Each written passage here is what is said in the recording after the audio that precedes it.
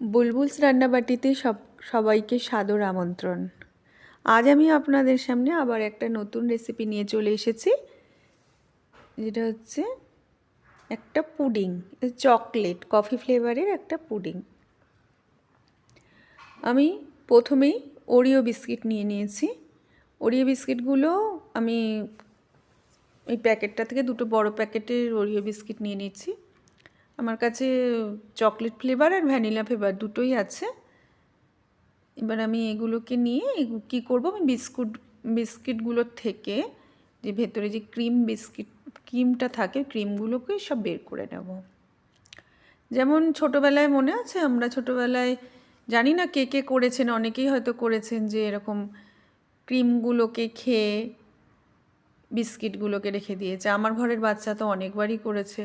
হঠাৎ করে কৌটো খুলে দেখতে গেলাম ক্রিম বিস্কুট কাউকে দেবো, দেখি একটাও ক্রিম নেই, শুধু বিস্কিটগুলো পড়ে রয়েছে।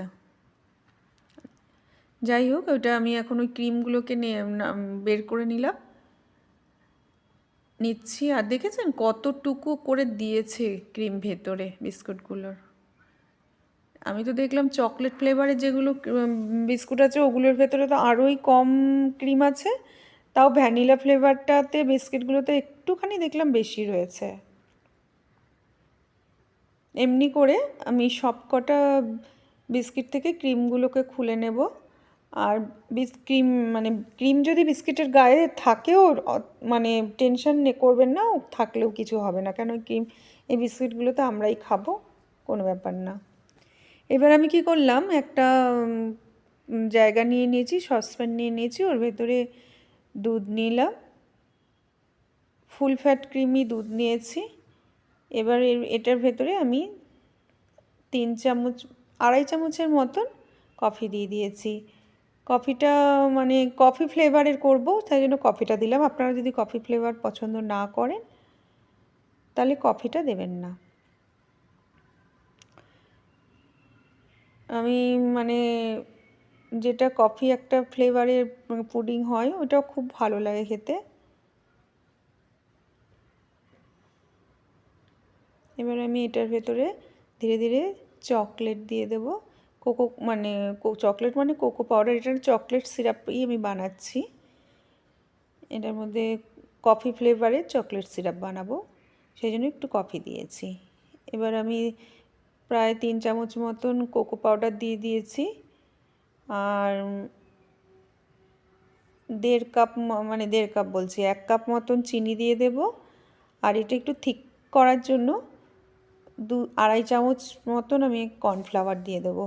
মানে কর্নফ্লাওয়ারটা যদি না দেন তো চকলেটটা পুরো খুব মানে লিকুইড হয়ে থাকবে। একটু কর্নফ্লাওয়ার দিলে কি হবে, থিকনেসটা হবে, তাই জন্য কর্নফ্লাওয়ারটা আমি দিয়ে দেব।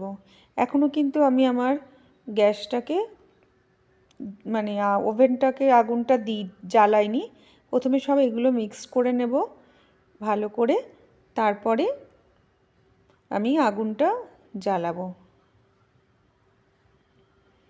এইভাবে কিছুক্ষণ পরে ভালো করে প্রথমে যখন নাড়বেন না, দেখবেন ওগুলো হচ্ছে না, মানে মিক্সড হচ্ছে না দুধের সাথে, কিন্তু আস্তে আস্তে মিক্সড হয়ে যাবে।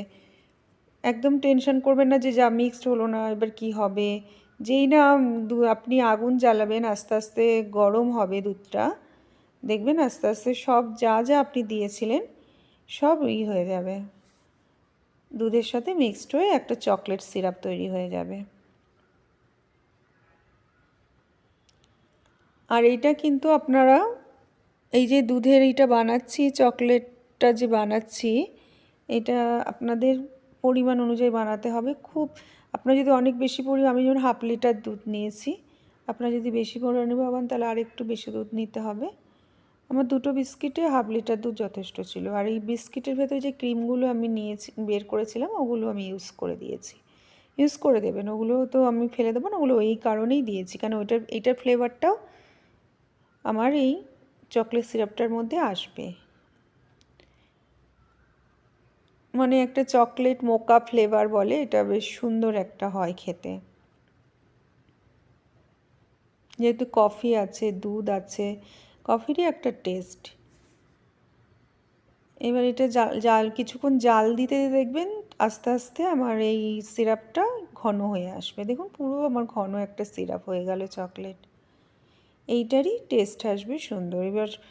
এবার আমি কি করব, আমি যে বিস্কিটগুলো রেখেছিলাম, আমি একটা কাঁচের পাত্র নেব আর একটু দুধ নিয়ে নিয়েছি। প্রথমে আমি বিস্কিট দিয়েছিলাম, তারপরে আবার চকলেট সিরাপ দিয়েছি, আবার বিস্কিট সাজিয়ে দিয়েছি দেখুন ওরিও বিস্কিটগুলোকে। আর বিস্কিটগুলোকে কিন্তু আমি দুধে ভিজিয়ে ভিজিয়ে রেখেছি, দিয়েছি একদম। আর মানে একদম ডাইরেক্ট দিয়ে দিইনি, দেখুন দুধের মধ্যে ভিজিয়ে ভিজিয়ে কিন্তু আমি এটা নিয়ে আমি 3টে মানে স্তর দিলাম। এক ফার্স্টে যে দিয়েছি প্রথমে বিস্কিট, তারপরে সিরাপ, আবার বিস্কিট, আবার সিরাপ, আবার বিস্কিট দিচ্ছি, এর উপরে আবার পুরো সিরাপটা। আর এই জিনিসটা, এই প্রসেসটা আপনারা কিন্তু করবেন হচ্ছে গরম অবস্থাতেই করবেন, ঠান্ডা অবস্থায় করবেন না, কেন ঠান্ডা হলে এটা জমে যাবে না। তাহলে আপনি এটার উপর যে আমি এটা ঢালছি, পোর করছি, এটা কিন্তু হবে না, পড়বেই না, কেন আপনার প্যানেই লেগে থাকবে। তাহলে সেই জন্য যত তাড়াতাড়ি সম্ভব, অবশ্য খুব তাড়াতাড়ি ঠান্ডা হবে না, টেনশন করবেন না যে খুব তাড়াতাড়ি আমি বলছি বলে, খুব তাড়াতাড়ি ঠান্ডা হবে না, কেন কর্নফ্লাওয়ার থাকে তো।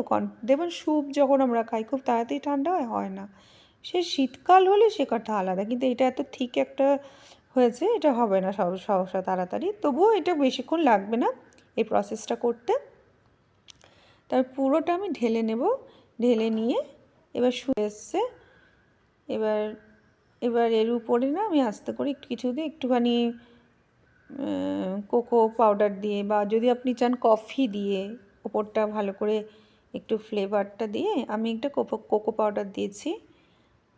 আর আমার কাছে একটু বিস্কিট বেঁচে গেছিলো দেখলেন আমার এই বিস্কিটগুলো, ওটা আমি একটুখানি গুঁড়ো, ওটা গার্নিশিংয়ের জন্য রেখে দিয়েছি, ওটা একটু গুঁড়ো করে আমি এটার ওপর সাজিয়ে দেব সুন্দরভাবে। তাহলেই আমার এই চকলেট মোকা ফ্লেভারের পুডিং তৈরি হয়ে গেল। একটু সুন্দরভাবে সাজিয়ে এবার এই পুডিংটা তো এখন খাওয়া যাবে না, পুডিং তো গরম পুডিং আমরা খাই না। এটা আমি কিছুক্ষণ প্রায় 2.5 ঘন্টার মতন আপনারা এটা ফ্রিজে ঠান্ডা হওয়ার জন্য রেখে দেবেন।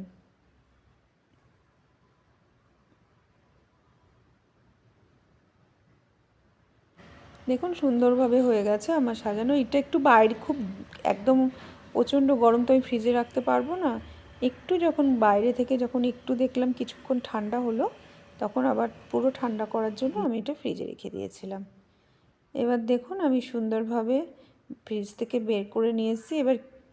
এবার এটা আমার পরিবেশন করবার জন্য সম্পূর্ণভাবে রেডি। যদি আপনারা আমার চ্যানেলটা, আমার রেসিপিটা দেখে থাকেন বা ভালো লাগে, অবশ্য করে আমার চ্যানেলটা সাবস্ক্রাইব করে দেবেন। আর ফেসবুক থেকে দেখে থাকলে অবশ্য করে ফলো করে দেবেন। দেখুন দারুণ হয়েছে, দারুণ।